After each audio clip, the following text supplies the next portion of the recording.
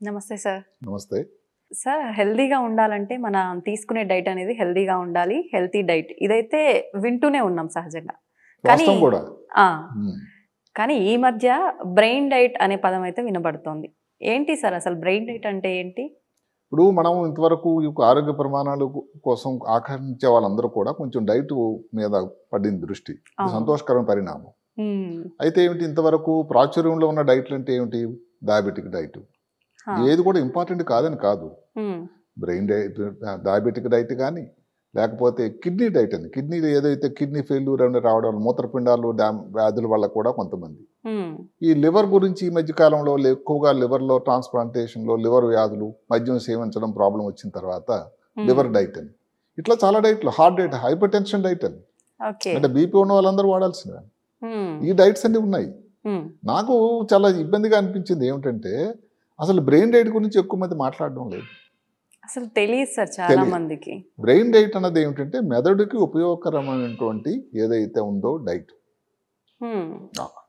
ఇది 41 సంవత్సరాల అనుభవంతో నేను నమ్ముకునేటువంటి ఈ శాస్త్రం, ఏది వైద్య విధానంలో ముఖ్యంగా న్యూరో సర్జరీ గురించి, బ్రెయిన్ గురించి మ్మ్. నాకు కొన్ని దాన్ని ఉపయోగకరమైన మాటలు చెప్పడం అనేది భావ్యంగా నేను భావించి ఈ ప్రోగ్రాం చేస్తున్నాం. ఓకే. బ్రెయిన్ అంటే ఇప్పుడు ఏమిటంటే శరీరంలో జరిగేటువంటి ప్రతి పని, మ్మ్. అక్కడ భాగ్యవంతుడు, పేదవాడు, శ్వేతజాతీయుడు, నల్లజాతీయుడు అని కాదు. అవును. మీరు నడుస్తున్నారు, ఆలోచిస్తున్నారు, క్యాలిక్యులేషన్ చేస్తున్నారు, గాలి తీసుకుంటున్నారు. ఈ మేధా సంపత్తి వీటన్నిటికీ ముఖ్యమైన హెడ్ క్వార్టర్స్ బ్రెయిన్ కదా. అవును సార్. బట్ అలాంటి బ్రెయిన్కి అంటే ఎంత పని చేసి అలసిపోతుంది అవయవం. మనం ఇప్పుడు స్కూటర్ ఏముంది, మ్మ్. మోటార్ సైకిల్ ఉంది, కారు ఉంది, దానికి ఫ్యూయల్ కావాలా, ఇంధనం. అవును. అంటే బ్రెయిన్కి కూడా అలాంటి ఇంధనమే కావాలి. ఓకే. ఏదన్నా కానీ ఇందులో పెట్రోల్ అయిపోతే ఏమవుతుంది, మొరాయిస్తుంది వెహికల్. అవును. మెదడుకు కూడా ఈ మ్మ్. పనులన్నీ ప్రతిరోజు చాకచక్యంగా క్రమం తప్పకుండా మ్మ్. భగవంతుడు పిలిచినంత వరకు 60 సంవత్సరాలు 70 సంవత్సరాలు పని చేయాలంటే మ్మ్. దానికి ఎంత అవసరం ఈ మేధా సంపత్తిని మెయింటైన్ చేయడానికి. అవును. కాబట్టి బ్రెయిన్ డైట్ తాలూకా ముఖ్యత ఇంత అంత కాదు. మ్మ్. ఇందులో ఏదో స్పెషల్ డైట్లు ఇంకెక్కడికో వెళ్ళి మధ్యధరా పర్వతాలకు వెళ్ళి అక్కడ నుంచి ఏదో పట్టుకురావాల్సిన అవసరం లేదు. ఓకే. అదే కాకుండా ఇందులో శాకాహారులు, మాంసాహారులు అందరికి కూడా సరిపోయినటువంటి ఉన్నాయి. ఎవరు కూడా ఎవరైనా క్రిటిసైడ్ చేయడానికి లేదు. మ్మ్. కాబట్టి ఇప్పుడు మామూలుగా అంటే మనం రెగ్యులర్ గా తీసుకునే ఫుడ్ అది సరిపోదా సార్? సపరేట్ గా అంటే బ్రెయిన్ డైట్ అనేది? అంటే కొన్ని పదార్థాలు ఏమిటంటే కొన్ని మెదడుకు సంబంధించిన ఏదైతే మినరల్స్, ఇప్పుడు ఏమిటి పనిచేసేవి మెదడుకి, కొన్ని విటమిన్లు కావాలి, మినరల్స్ కావాలి, లవణాలు కావాలి. అవును. అదే కాకుండా ఈ పాలిఫెనాల్స్ అని వచ్చాయి ఈ మధ్య, ఫ్లేవనాయిడ్స్ అని వచ్చాయి, ఒమేగా 3 ఫ్యాటీ యాసిడ్స్ అని వచ్చాయి. అవును. ఇవన్నీ కొన్ని విషయాల్లో సమృద్ధిగా ఉన్నాయి. ఓకే. కాబట్టి మెదడుకు సంబంధించి మెదడు తాలూకు ఆరోగ్యం బాగా ఉండడాలంటే ఇవన్నీ తీసుకుంటే ఉపయోగకరం. మ్మ్. ఇప్పుడు శాకాహారులే తీసుకోండి, ఓకే. ఉదాహరణకి సింపుల్ అండి, ఏది మనం వాడేటువంటి పాలక్, స్పినాక్ అంటాం ఇంగ్లీష్లో, దానిలో సమృద్ధిగా ఉంటాయట. ఏది విటమిన్ ఇ, ఓకే. లేకపోతే విటమిన్ కే, మ్మ్. అదే కాకుండా ఇప్పుడు బీటా క్యారోటీన్ ఇవన్నీ ఉంటాయి.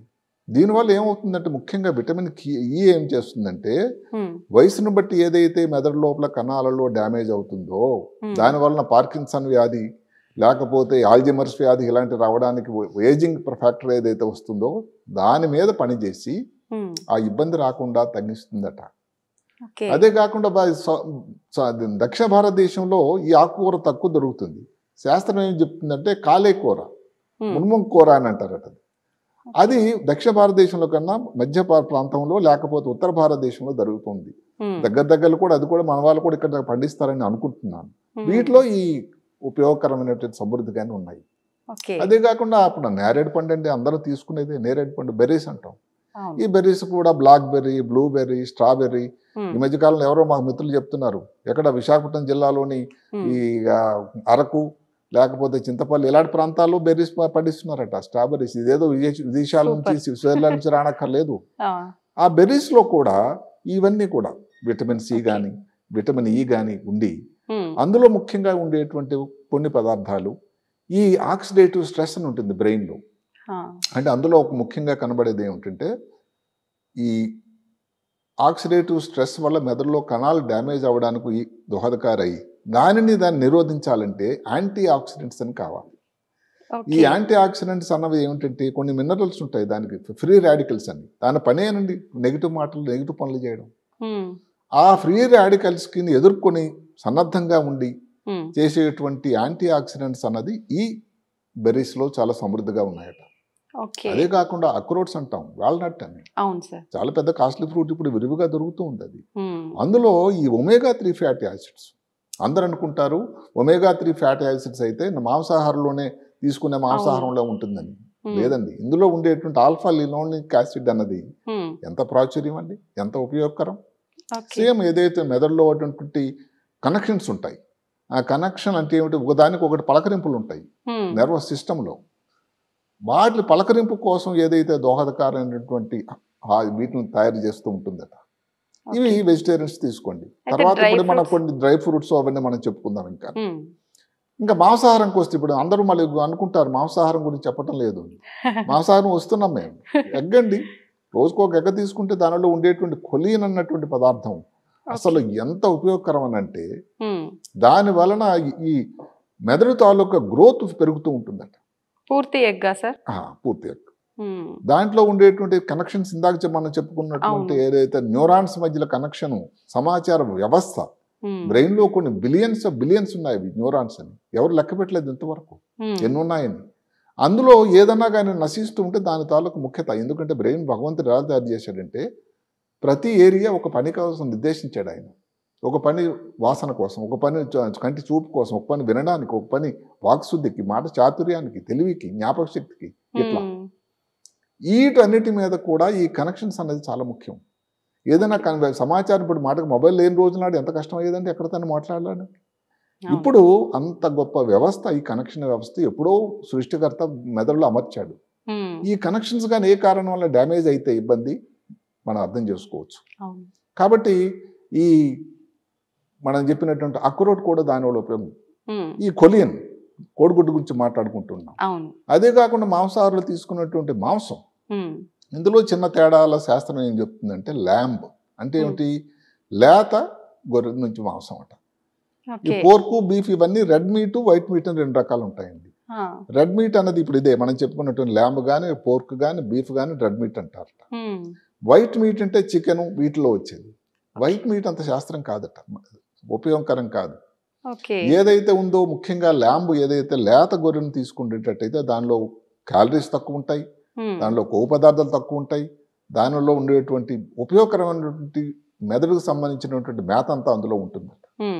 అలాగే ఇంకొకటి ఉంది ఏమిటంటే సాల్మన్ ఫిష్ అని, అంటే చాలా ఫ్యాటీ ఫిష్ అని, omega three fatty acids, fish liver oil అంటాం మనం, సమృద్ధిగా ఉండేటువంటి గొప్ప సోర్సు ఇది. అంటే ఇవన్నీ కాగ్నిటివ్ ఫంక్షన్, జ్ఞాపక శక్తికి, క్యాలిక్యులేషన్కి, మేధా సంపత్తికి, లేకపోతే ఇదేందో అవుతుందంటే 60-50 సంవత్సరాల తర్వాత రోజుకి భారతదేశంలో కూడా ఆల్జిమర్స్ వ్యాధి వాళ్ళు బాధపడే వాళ్ళు ఎక్కువైపోతూ ఉన్నారు. ఏదైతే తెల్ల జుత్తు వచ్చి ఇలా జుత్తు తగ్గిపోతూ ఉందో అలాగే కణాల సంఖ్య కూడా తగ్గిపోతూ ఉందట. వీటన్నిటికీ పెంపొందించడానికి ఉపయోగపడేటువంటి ఒక ముఖ్యమైన ఈ ఆహారం నాన్ వెజిటేరియన్స్లో మనం చెప్పుకున్నటువంటి ఫిష్. అలాగే వెజిటేరియన్స్లో మనం చెప్పుకున్నాం వాల్నట్. ఎక్కడైనా కానీ ఒమేగా-3 ఫ్యాటీ యాసిడ్స్ అవసరం. అది 2 వెజిటేరియన్ ఏదైతే శాకాహారాలతో తీసుకునేటువంటి పదార్థాల్లో కానీ, మాంసాహారాలు తీసుకునే పదార్థాల్లో కూడా ఉన్నాయి. అయితే మా మాంసాహారులతో అడ్వాంటేజ్ ఏంటంటే వాళ్ళు శాకాహారం తీసుకోగలరు, మాంసాహారం తీసుకోగలరు. శాకాహారులు అయితే మాంసాహారం తీసుకోపోవచ్చు. ఇప్పుడు అందుకని సరిపోయినట్టు కొన్ని డ్రై ఫ్రూట్స్ ఇవన్నీ ఉన్నాయి. ఉదాహరణకి ఇప్పుడు మీరు పసుపు అనుకోండి, పసుపు మాంసాహారంలో కూడా మాంసాహారంలో వాడతారు కదా. అసలు గొప్ప పరిశోధన ఏమిటంటే, పసుపు భారతదేశంలో అంత ఎక్కువ వాడకడం వల్ల దానిలో ఉండే కర్కుమిన్ అని ఒక పదార్థం ఉంటుంది.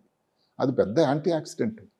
మెదడులో ఉండేటువంటి ఒక వ్యవస్థ ఉంటుంది, బ్లడ్ బ్రెయిన్ బ్యారియర్ అని, దాని లోపలికి వెళ్ళేటువంటి శక్తి ఉందట దానికి, పసుపుకి. కాబట్టి అసలు ఈ టైంలో ఏది మన కోవిడ్ టైంలో కూడా మాట వినుంటారు, పసుపుతో ఏదైనా పాలు తాగండి, దానివల్ల రోగ నిరోధక వ్యవస్థ పెరుగుతుంది, బ్రెయిన్ డ్యామేజ్ కాదని. ఇలాంటి ఈ వ్యాధులు రాకుండా ఏదైతే మనం చెప్పుకున్నటువంటి న్యూరో డిజనరేటివ్ డిజీజ్ అని అంటాం, అవి రాకుండా చాలా ఉపయోగకరంగా ఉంటుందట.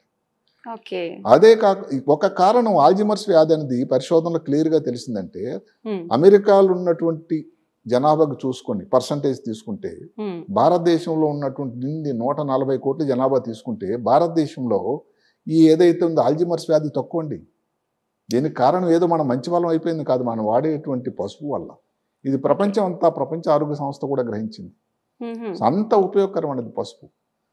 అందుకని ఎంత విరివిగా వాడుతుంటే వాళ్ళలో ఈ ఇబ్బందులని రాకుండా ఉండడానికి లోను కాకుండా ఉంటుంది.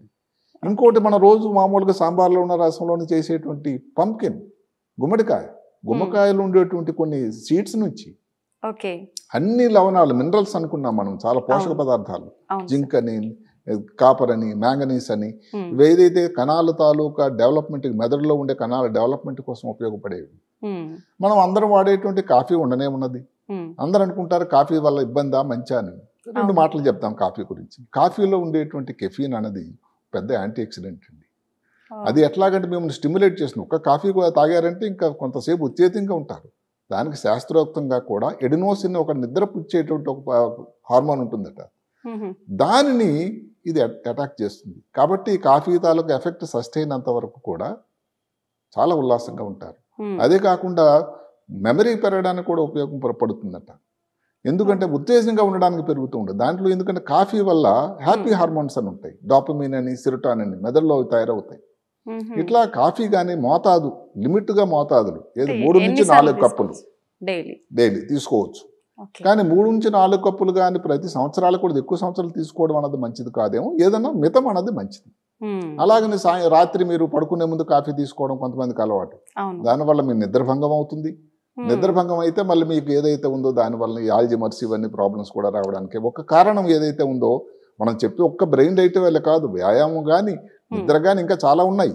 అవి కూడా ముఖ్యమే మెదడు తాలూకు ఆరోగ్యానికి. కానీ ఏ టైంలో తీసుకోవాలి, ఎంత మోతాదు తీసుకోవాలి అన్నది కూడా ఒక ముఖ్యమైన విషయం. అదే కాకుండా డార్క్ చాక్లెట్, దానిలో ఒక ఇది ఉంటుంది, ఫ్లావనాయిడ్స్ అని.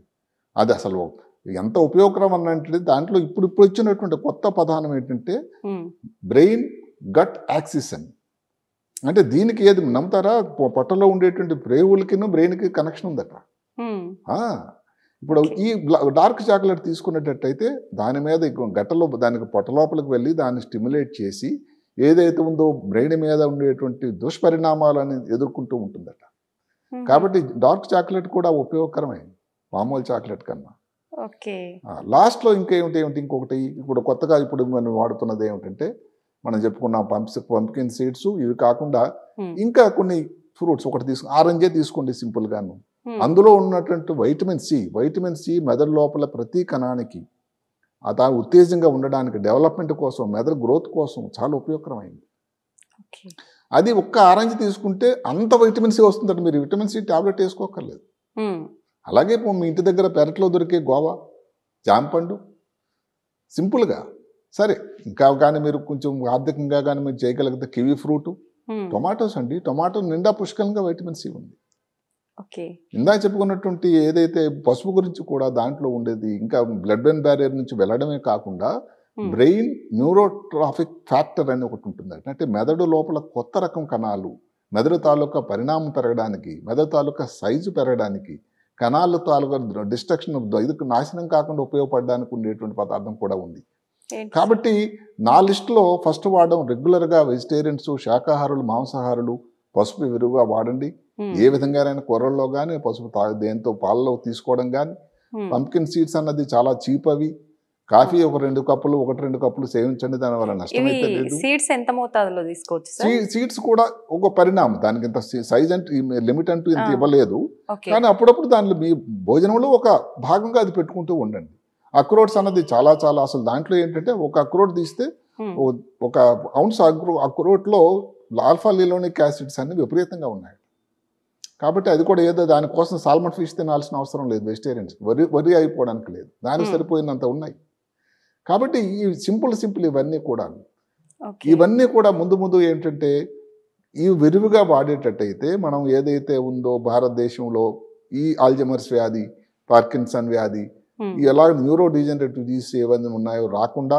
ఎందుకంటే చూస్తుంటే కొంతమందికి ఆల్జమర్స్ వ్యాధి చాలా బాధాకరంగా అనిపిస్తుంది. మనిషి తన ఉనికినే మర్చిపోతాడు, వాకింగ్కి వెళ్తాడు, ఇంకొక వీధిలోకి వెళ్ళిపోతాడు, ఎవరో చూసుకొని రామారావు గారు ఇక్కడికి వచ్చారు రిటర్న్ తీసుకురావడం జరుగుతూ ఉంటుంది. ముందు నుంచి మిగతా జాగ్రత్తలు చాలా ఉన్నాయి. మనము ఒక్క బ్రెయిన్ డైట్, ఆహారం మీద దృష్టి ఈ రోజు ప్రోగ్రాంలో పెట్టాం. మిగతా ఉంటే నిద్ర కానీ, లేకపోతే అందరితో కలిసి ఉండడం కానీ, నడక కానీ, వ్యాయామం కానీ, ఊబకాయం రాకుండా, బీపీ షుగర్ ఉంటే కంట్రోల్ చేయడం కానీ, ఇలా చాలా ఉన్నాయి. కానీ అవన్నీ ఎంత ముఖ్యమో ఈ ఆహారం కూడా, మనం తీసుకున్నటువంటి ఆహారం కూడా అంతే ముఖ్యం. కాబట్టి ఈరోజు బ్రెయిన్ డైట్ మీద మనం దానికి స్ట్రెస్ చేయడం జరుగుతూ ఉంది. మిగతా ఆహారాలాగే దీనికి కూడా ఆహారం ఒకటి ఉంది. ఇవన్నీ చెప్పుకున్నటువంటి ఆకుకూరలు, కాయగూరలు, బీన్స్ బ్రహ్మాండం అట బీన్స్ వల్ల. అదే కాకుండా ఈ మనం చెప్పినటువంటి చిరుధాన్యాలు, మిల్లెట్స్ కానీ, మిల్లెట్స్లో కూడా చాలా మంచి ఉపయోగకరంగా ఉన్నాయి. వాడకం చేసేటువంటి పసుపు, పంప్కిన్ సీడ్స్, తీసుకునే కాఫీ, ఆరెంజ్ కానీ, లేకపోతే నాన్ వెజిటేరియన్స్ మనం చెప్పాము, ఏదైతే చిన్న లేత ల్యాంబ్, గొర్రె మాంసం, కోడిగుడ్డు. చాలా మంది వెజిటేరియన్స్ కూడా సేవిస్తున్నారు కోడిగుడ్డు. ఈ మధ్య కోడిగుడ్డు వెజిటేరియన్ అయిపోయింది. లాస్ట్లో అనుకున్న సాల్మన్, ఫిష్ కూడా ఉన్నాయి. కాబట్టి డైట్ అన్నది ఏదో స్పెషల్గా మనం ఎక్కడికి వెళ్ళి సంపాదించాల్సింది కాదు. మనం రోజు వాడుతున్నదే కొంచెం పద్ధతిలో వాడి మెదడుని మనం దోహదకారి, పర్టికులర్గా చిన్నపిల్లల నుంచి కానీ ఇదే కానీ ఈ ఆహారం కానీ అలవాటు చేస్తే వాళ్ళు తర్వాత 60-70 సంవత్సరాలు వచ్చేసరికల్లా ఈ న్యూరోడోజనరేటివ్ డిజీజ్ రాకుండా, బారిన పడకుండా ఉండడానికి దోహదకారి అవుతుంది. కాబట్టి బ్రెయిన్ డైట్ అనేది చాలా చాలా ముఖ్యం. ఏదైతే మనం ఇంకెన్నిసార్లు చెప్పుకున్నా కానీ భారతదేశం ఆర్థిక ప్రగతి, టెక్నాలజీలో ఆల్రెడీ చాలా వేవ్స్ చేస్తున్నారు. అమెరికాలో అందరూ టాప్ టెక్నోక్రాట్స్ అందరూ మన వాళ్ళే. ఎందుకంటే భారతీయులు ముందు నుంచి కూడా భారతీయతలో ఉండేటువంటి ఈ తెలియకుండానే బ్రెయిన్ డైట్ మనం తీసుకోవడం వల్ల ఇప్పుడు ఎవరికి తెలుసు పసుపు వాడేటప్పుడు ఇంత ఉపయోగకరమని. ఇప్పుడు మామూలుగా వెస్టర్న్ ఏదైతే ఉందో క్యూజిన్లో ఎక్కడ కూడా పసుపు వాడకం చాలా తక్కువ. కాబట్టి ఇంత ముఖ్యత మనం తెలియకుండానే ఆపాదించుకుంటున్నాం. అది మన దేశంలో రెడీ అవైలబుల్ ఉంది. ఈ మధ్యకాలంలో భారత ప్రధానమంత్రి నిజామాబాద్లో ఏది కమిషన్ కూడా పెట్టారు దానికోసం డెవలప్ చేయడానికి పసుపుని, నిజామాబాద్, ఆర్మూర్ ఆ ప్రాంతంలో. ఇవన్నీ కూడా భారత ప్రభుత్వం నుంచి కూడా చాలా ప్రయత్నాలు జరుగుతూ ఉన్నాయి. మనం దాన్ని వాడుతూ ఉండాలి. అందరికీ మంచి జరగాలని మనం కోరుకుందాం. సార్, లాస్ట్లో నాది ఒక చిన్న డౌట్. జనరల్గా ఇంట్లో అంటే చెప్తుంటారు పెద్దవాళ్ళు, బెండకాయ తింటే బ్రెయిన్ షార్ప్గా పనిచేస్తుందిరా, బెండకాయ కూర ఎక్కువ పెట్టాలి పిల్లలకు అని చెప్పి. నిజంగా బెండకాయ వల్ల కొంత ఉపయోగకరం అది. అంటే ఇప్పుడు మనం ఏంటంటే ఇంకొక మాట, ఈ 3 చెప్పామంటే మిగతా వాళ్ళ ఉపయోగం లేదని కాదు. ఇందులో ఒక బ్రెయిన్ డైట్ దాంట్లో ఏంటంటే కొన్ని ఉపయోగకరమైన మనం చెప్పాము. అదే కాకుండా బీరకాయ ఇవన్నీ కూడా సింపుల్ అవన్నీ తీసుకుంటే, ముఖ్యంగా బెండకాయ చాలా కామన్గా వాడేది. రెగ్యులర్ గా చెప్తుంటారు కూడా సార్ ప్రతి ఇంట్లో వాడితే దాని వల్ల పెరుగుతుంది, మేధా సంపద పెరుగుతుందని. తప్పకుండా అది కూడా తీసుకోండి. మనం దానికి బెండకాయకి వ్యతిరేకం కానే కాదు. బెండకాయకి వ్యతిరేకం అని కాదు సార్, మీ మాటల ద్వారా వింటే ఇంకొంచెం అంటే నేను మామూలుగా చదివి సేకరించిన దాంట్లో ముఖ్యంగా ఈ దృష్టిలో ఏవైతే పోషక పదార్థాలు బ్రెయిన్ కోసం ఉపయోగకరమైనవో వాటిలో పుష్కలంగా ఉండే కొన్ని ఆహార పదార్థాలను మనం ఎంచుకున్నాం. మిగతా వాటిలో తక్కువ ఉన్నాయని కాదు. అయితే సమయాభావం వల్ల అన్నిటిని చెప్పలేము కాబట్టి వీటిని కొన్ని మనం చెప్పడం జరిగింది. నిజంగా అంటే బ్రెయిన్ డైట్ అనగానే దానికోసం ప్రత్యేకించి ఏం డైట్ ఉంటుందా అనే ఒక ఆలోచన అయితే ప్రతి ఒక్కరిలో ఉంది సార్. క్లియర్ అయిపోయింది సార్ మీ మాటల ద్వారా. Thank you sir, thank you very much. నమస్కారం.